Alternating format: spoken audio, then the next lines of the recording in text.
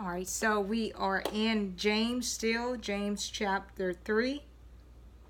We're looking at the reference scriptures based upon that reference scripture from Psalm 39, line 1.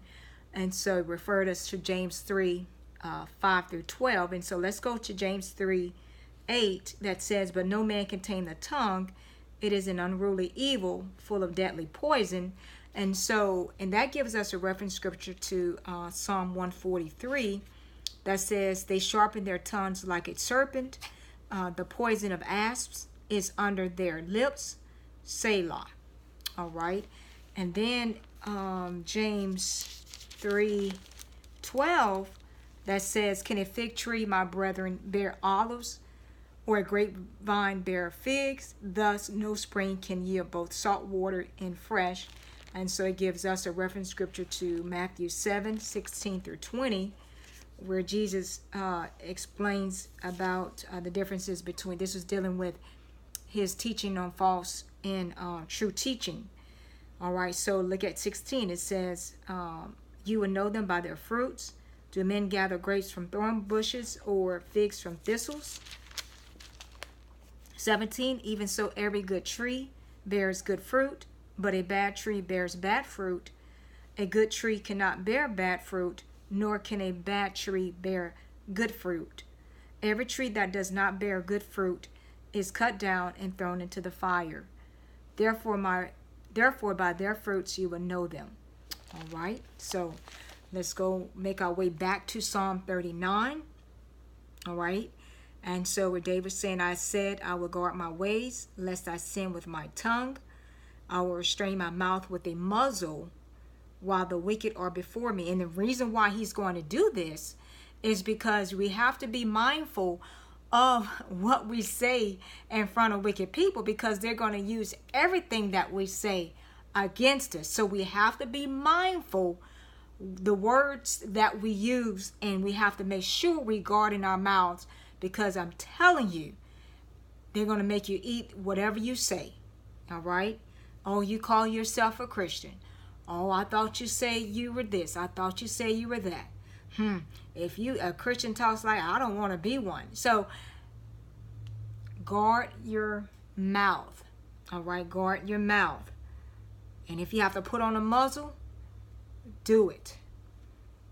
Line 2, "I was mute with silence, and I held my peace even from good, and my sorrow was stirred up." So now he said, "I was mute with silence." He didn't say anything. All right, and so it gives us a reference scripture that we already talked about already in Psalm 38:13, the last Psalm series we did. "But I, like a deaf man, do not hear, and I am like a mute who does not open his mouth." So, and remember that gave us a reference scripture about Jesus when people were saying all kind of things about him, and he opened not his mouth. Okay, and so now here he's saying that he said, "I was mute with silence." But what happens when he didn't respond? He kept the muzzle on his mouth. He didn't open his mouth. Look at how it made him feel. It says, "I was mute with silence. I held my peace even from good." So whether it was saying something bad or good, he just didn't say anything. And look what happened. "And my sorrow was stirred up." So that means that he's not saying anything, but it started creating emotions. And usually when we hold things inside of us, when we want to retaliate, we want to say something, then that's when you have that inward struggle.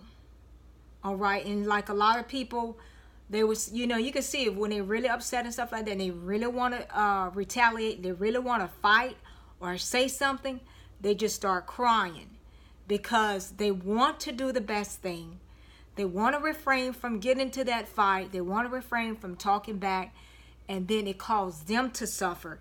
And so this is how David was feeling. He was suppressing his emotions because he really wanted to say something, but look what was happening.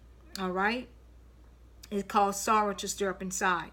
Line 3, my heart was hot within me while I was musing. The fire burned, then I spoke with my tongue.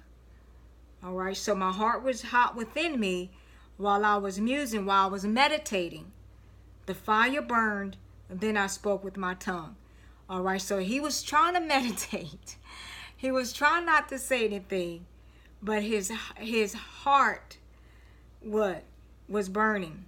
All right, so the fire was burning inside, and then this is what he said when he spoke in line 4. Lord, make me to know my end and what is the measure of my days, that I may know how frail I am. Indeed, you have made my days as handbreadths. And so that handbreadth is just a figurative of human life, all right? And then in my age is as nothing before you. Certainly every man at his best state is but vapor, Selah. And so it gives us a reference scripture to Psalm 62:9 that says, surely men of low degree are a vapor, men of high degree are a lie. If they are weighed in the balances, they are altogether lighter than vapor. All right, so he's saying that he knows that he's frail. He knows that his life is none but a handbreadth. It's not going to last long. It's a vapor. All right, and so that's how he's going to. That's how he's internalizing it. That no matter what he's going through with, it's all temporary. It's all temporary. We're not going through this for all eternity. Whatever we're going through with right now is only temporary. It's not for eternity. All right. So we're going to go ahead and break here. And then I'll see you in line 6.